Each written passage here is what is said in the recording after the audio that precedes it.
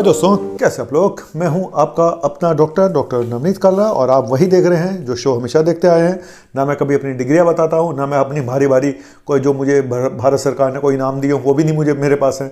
मैं एक अदना सा छोटा सा अदनान सामी डॉक्टर नवनीत काला हूँ और जो लेकर आया आज एक ऐसा टॉपिक, सीधी बात, नो बकवास। अब ज़्यादा बकवास नहीं करने का। सीधी बात यह है कि कुछ लोग मेरे से फ़ोन करके पूछ रहे हैं कि सर हमारा सीआरपी 1 से ज़्यादा है तो क्या हम वैक्सीन लगवा सकते हैं। सर हमारा सीआरपी 1.5 है, मेरा क्या होगा। मुझे समझ में नहीं आया। मैंने कहा ये क्यों पूछ रहे हो भाई ये सब सवाल। कहते जी एक डॉक्टर साहब है, मैं नाम नहीं बता सकता हूँ, कि वो सीआरपी पे वीडियो बनाते हैं हर रोज़। तो हमें बड़ा कन्फ्यूज़न है कि हम वैक्सीन लगवाएं या ना लगाएं। वो कहते हैं 1 से ऊपर है तो वैक्सीन पहले इसको ठीक करो फिर वैक्सीन लगवाओ, या कुछ पता नहीं। मैंने वीडियो देखा नहीं है, ना मैं किसी के बारे में कोई बोलूँगा, लेकिन मुझे लगा कि यार मुझे कुछ क्लियर करना चाहिए एटलीस्ट, क्योंकि मेरा भी फ़र्ज़ है, जो मेरे से पूछा जा रहा है तो मुझे उसका जवाब भी देना है। सीआरपी होता क्या है, लेकिन सीआरपी के अलावा मैं बात आज करूंगा हाई सेंसिटिव सीआरपी की।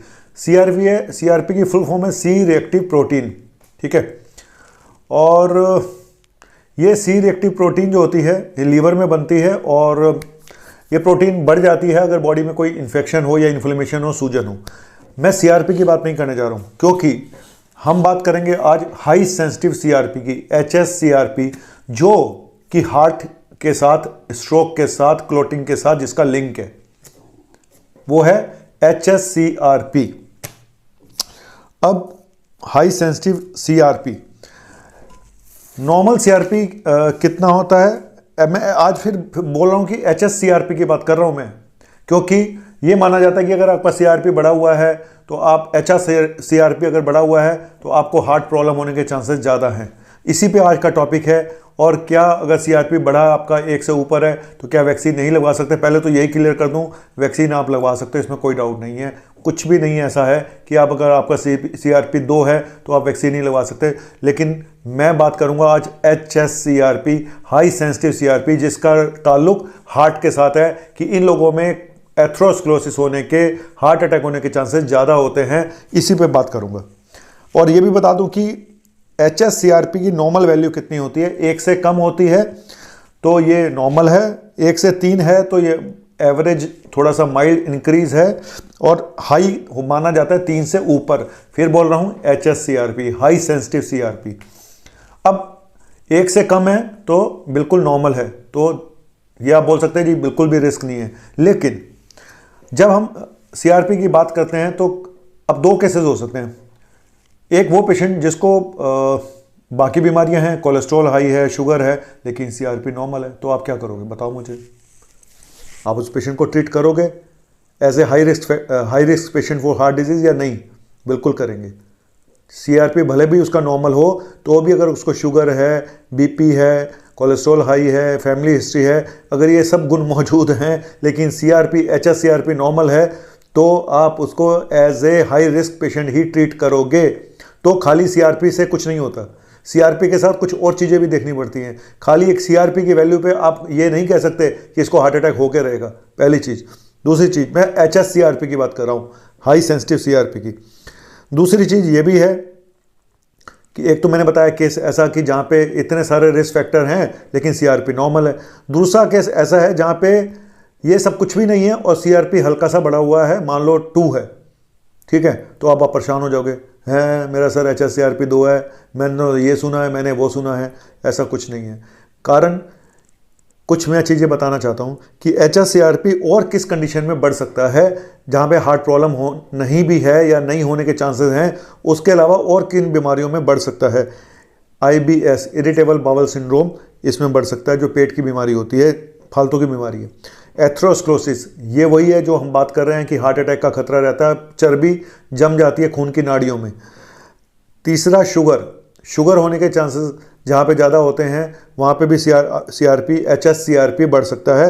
और चौथा सीडेंट्री लाइफस्टाइल, मतलब कुछ नहीं करना, खाया पिया और लंबे हो गए, तो उनमें भी एचएससीआरपी बढ़ सकता है।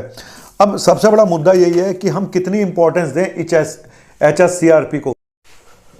तो मैं क्या कह रहा था, मैं ये बोल रहा हूँ कि अगर हाई जो एचएससीआरपी का ज़्यादा यूज़ वहाँ पे है जहाँ पे ऑलरेडी आप हाई रिस्क में हो, जहाँ पे 5 से 10% ज़्यादा चांसेस हैं हार्ट अटैक होने के, मतलब आपको रिस्क फैक्टर हैं, शुगर है, बीपी है, फैमिली हिस्ट्री है, स्मोकिंग है, तो इन लोगों में इस टेस्ट की ज़्यादा वैल्यू है। जिसको हाई रिस्क नहीं है उसमें इस टेस्ट की बहुत ज़्यादा वैल्यू नहीं है।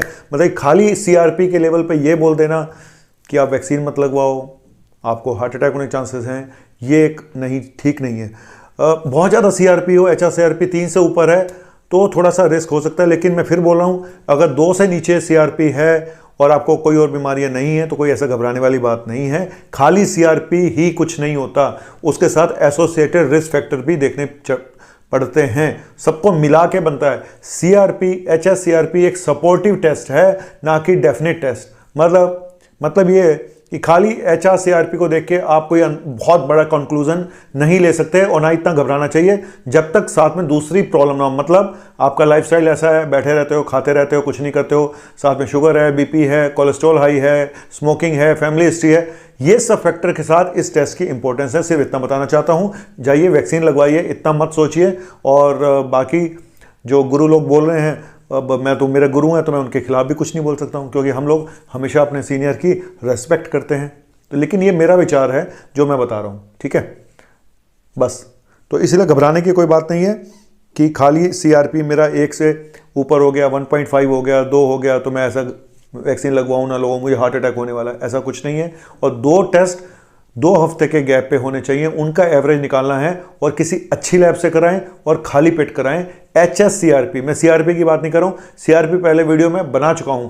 HSCRP हाई सेंसिटिव सीआरपी, जो कि हार्ट अटैक को देखने के लिए हम करते हैं, क्या इस पेशेंट हाई रिस्क पे है या नहीं है आने वाले टाइम के लिए। Thank you very much. कैसा लगा मेरा टॉपिक? अगर अच्छा लगा हो, कुछ आपकी समझ में आया हो तो बहुत अच्छी बात है, लेकिन अगर 2 से नीचे सीआरपी है तो ऐसा HSCRP, बार बार बोल रहा हूं क्योंकि आप कंफ्यूज हो जाओगे सीआरपी HSCRP में, हम HSCRP की बात कर रहे हैं। और अगर अच्छा लगा हो तो इस बंदे को थोड़ा सा सब्सक्राइब करने का, क्योंकि आपका शशि कपूर इसी तरह से आता रहता है आपके लिए कुछ ना कुछ लेकर, तो जाता हूं। तो बंदा परवर चलता है और फिर आएगा एक नए टॉपिक के साथ, एक नई उमंग के साथ, एक नई तरंग के साथ, एक नई कटी पतंग के साथ। इससे पहले मेरी पतंग कट जाए तो मैं चलता हूं। बाय, शुभ रात्रि, शबा खैर। अबे अभी तो गुड मॉर्निंग बोला था, अबे मिलूंगा नहीं ना, इसलिए